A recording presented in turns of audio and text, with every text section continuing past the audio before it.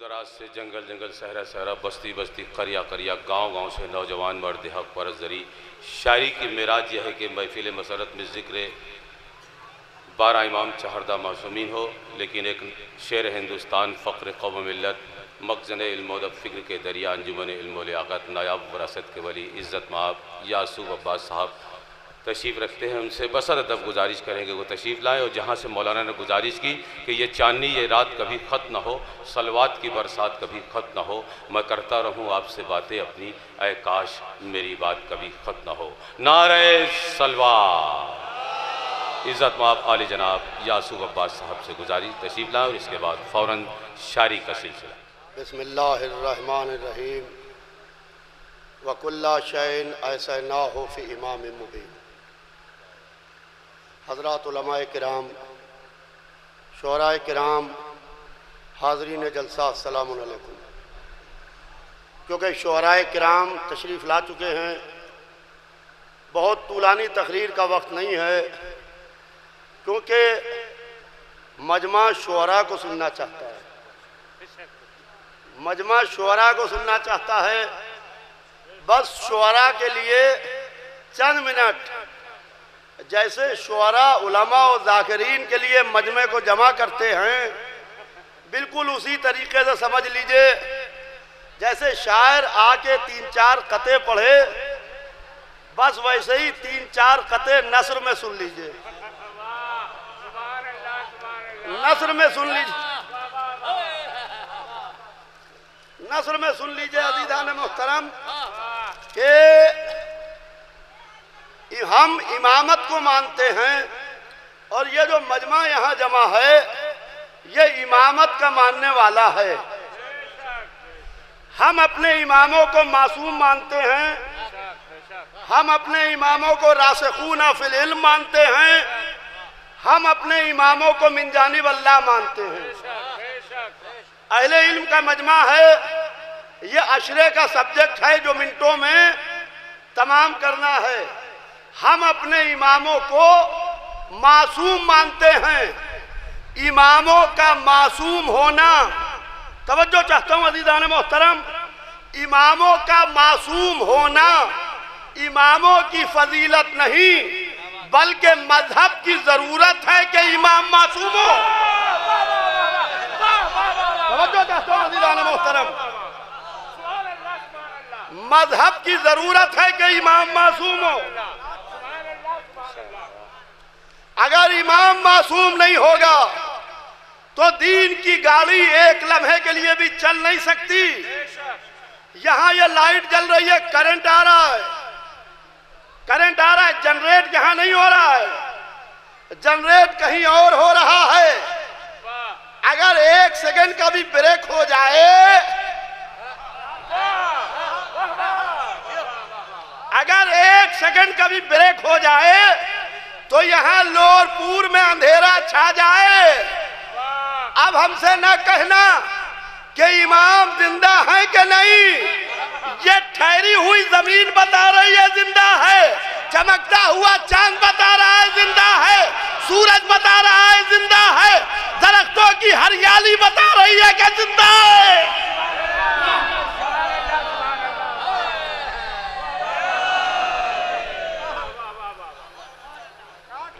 امام زندہ ہیں اور بحمدللہ پردہ غیب میں ہیں۔ امام پردے میں ہیں کا مطلب یہ نہیں ہے کہ پردے میں کہیں بیٹھے ہیں، بلکہ امام پردہ غیب میں ہیں، ہماری نگاہوں پر پردہ پڑا ہوا ہے۔ معرفت کا پردہ ہماری نگاہوں پر پڑا ہوا ہے۔ کیا پتا کس وقت آ کے شانہ آپ کا بازو کو سہارا دیا ہو، کس وقت حج کے موقع پر طواف کعبہ میں آپ کے ساتھ ہوں، کب مجلس میں آپ کے ساتھ بیٹھے ہوں۔ معرفت کا پردہ۔ ہم اپنے اماموں کو معصوم مانتے ہیں، ہم اپنے اماموں کو راسخون فی العلم مانتے ہیں۔ راسخون فی العلم کا مطلب یہ ہے کہ اماموں کے اندر علم نہیں اترا ہوا ہے بلکہ امام خود علم کے اندر اترے ہوئے ہیں۔ امام خود علم کے اندر اترے ہوئے ہیں. اب کتنا علم یہ ہم سے نہ پوچھو. جو راسخون فی العلم ہوتا ہے وہ منبر پہ بیٹھ کے سلونی بھی کہتا ہے. اور عزیزان محترم، ہم 12 اماموں کے ماننے والے ہیں. رسول اللہ نے کہا کہ سیکون بعدی 12 خلیفتاً کلہم من قریش.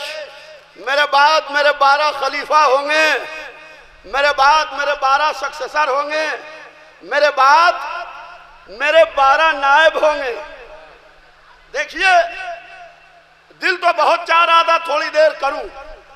میں 10 منٹ کے اندر تقریر تمام کروں گا. جب سے شروع کی کہ اپنے اپنے نصیب کی بات ہے کہ کسے کس کا انتظار ملے.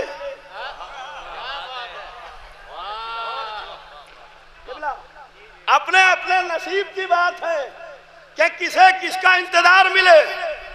جب رسول 12 کا سلسلہ بتا رہے تھے تو جابر ابن عبداللہ انصاری سے کہا، جابر رکے.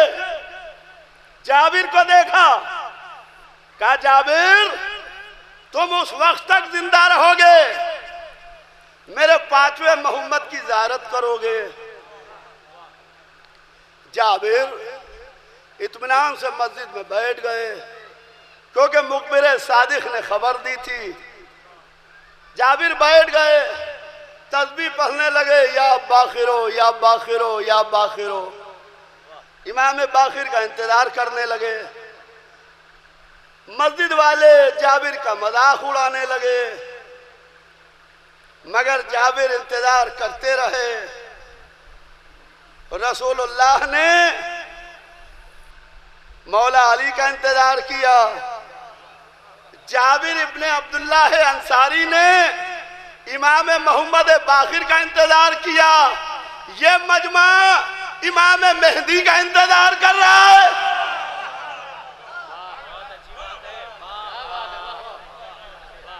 یہ اپنے اپنے نصیب کی بات ہے کہ کسے کس کا انتظار ملے. اور عزیزان محترم، لوگ کہتے ہیں، ابھی مولانا فرما رہے تھے غیبت کے اوپر کہ آپ کے امام غائب ہیں. جی ہاں غائب ہیں، غائب ہیں. جی ہاں غائب ہیں، غائب ہیں. جی ہاں غائب ہیں. اچھا تو کب آئیں گے؟ ہم نے کہا جواب انشاءاللہ سب مر جائیے گا تب آئیں گے. بھائی 11 ظاہر رہے، آپ قتل کرتے رہے، شہید کرتے رہے. 12واں اس لیے زندہ ہے کہ آپ مرتے رہیں وہ زندہ رہے.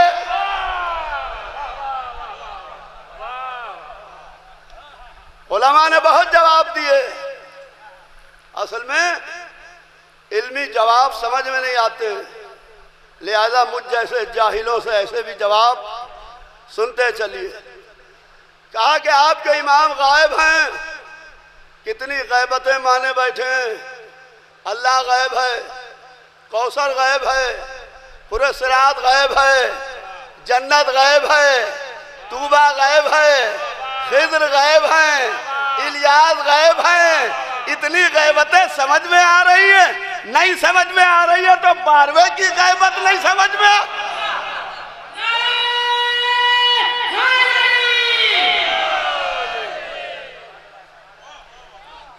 نہیں سمجھ میں آ رہی ہے تو 12ویں کی غیبت نہیں سمجھ میں آ رہی ہے.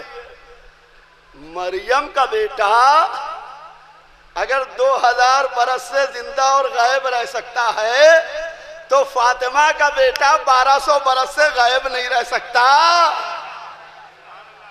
کہا آپ عریضہ دیتے ہیں؟ ہم نے کہا جی ہاں عریضہ دیتے ہیں. کہا پانی میں جا کے ڈال دیتے ہیں؟ ہم نے کہا جی ہاں پانی میں ڈال دیتے ہیں، کیونکہ یہ ہیں صاحب آیہ تطہیر. توجہ چاہتا ہوں عزیزان محترم، یہ ہیں صاحب آیہ تطہیر. لہذا پانی سے بہتر کوئی وسیلہ نہیں ملا جو میرے خط کو وہاں تک پہنچا دے.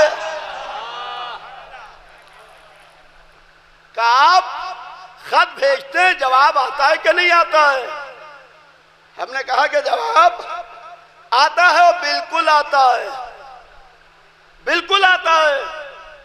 اگر جواب نہ آ رہا ہوتا تو دریا پر بھیڑ نہ بڑھتی۔ سگا بھائی سگے بھائی کو نہیں پکارتا اگر وہ جواب نہ دے۔ یہ جو اتنا بڑا مجمع یہاں بیٹھا ہے، یہ اسی لیے بیٹھا ہے کہ یہ پکار رہا ہے، وہ جواب دے رہے ہیں۔ اور عزیزان محترم، آج کا سویرا وہ سویرا گزر گیا، بس میں نے تمام کیا، کیونکہ میرے پاس اب وقت نہیں کہ میں شعراء کرام کا حق کاٹوں، کیونکہ انہیں بھی مدح مولا کرنا ہے، ہمیں بھی مدح مولا کرنا ہے۔ لہذا اب نثری سلسلہ ختم ہو اور نظمی سلسلہ شروع ہو جائے۔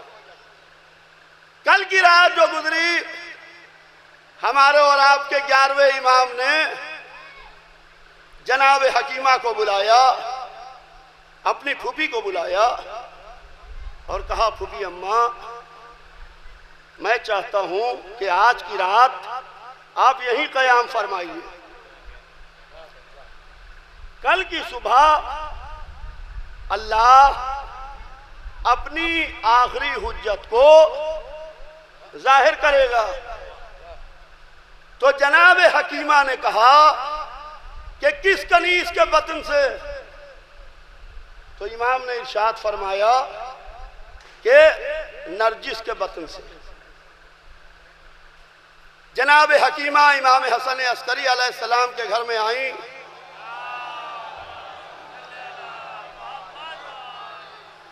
اور آنے کے بعد ایک حجرے میں بیٹھی رہی اور جناب نرجس کو جا جا کے دیکھتی تھی۔ آثار حمل نمایاں نہیں تھے، ولادت کے نجیب بھائی، آثار حمل نمایاں نہیں تھے کہ ولادت ہونے والی ہے، وہ بار بار دیکھتی تھی اور واپس آتی تھی۔ یہاں تک کہ رات کا سویرا آہستہ آہستہ سفیدی سحر میں نمودار ہونے والا ہے، ان کے دل میں شک پیدا ہوا کہ میرے بھتیجے نے کہا تھا کہ کل کے سویرے اللہ اپنی آخری حجت کو ظاہر کرے گا، صبح تو ہونے والی ہے، ابھی آخری حجت ظاہر نہیں ہوئی۔ ان کے دل میں شک آیا۔ دوسرے حجرے میں 11ویں امام تشریف فرما تھے کہ انہوں نے وہاں سے بلند آواز میں کہا، پھوپھی اماں، پھوپھی اماں، دل میں شک نہ لائیے۔ بھئی اہل علم کا مجمع ہے، میں نے گفتگو مختصر کر دی۔ پھوپھی اماں، دل میں شک نہ لائیے، اللہ آخری حجت کو ظاہر کر کے رہے گا۔ اللہ آخری حجت کو ظاہر کر کے رہے گا۔